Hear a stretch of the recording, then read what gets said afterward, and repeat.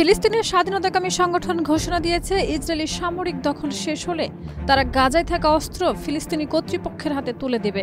৬ December এক বিবৃতিতে ফিলিস্তিনের স্বাধীনতাকামী সংগঠন আলোচক দলের প্রধান ও গাজা প্রধান খলিল আল হায়া এ কথা জানিয়েছেন।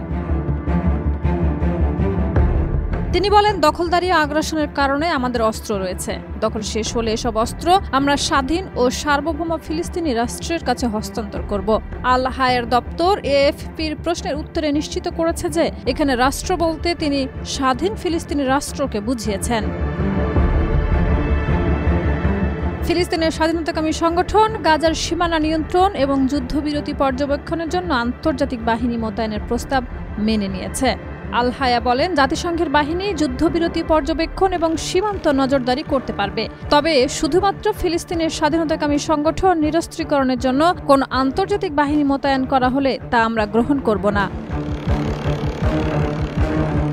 এই ঘোষণার প্রেক্ষিতে আন্তর্জাতিক মহল এবং মধ্যপ্রাচ্য পর্যবেক্ষকরা এই পদক্ষেপকে সম্ভাব্য শান্তি প্রক্রিয়ার অংশ হিসেবে দেখছেন।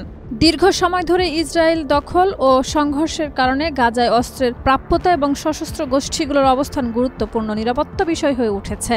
ফিলিস্তিনের স্বাধীনতাকামী সংগঠন এই ঘোষণার ফলে গাজার রাজনৈতিক ও নিরাপত্তা পরিস্থিতিতে একটি নতুন দিক উন্মোচিত হতে পারে।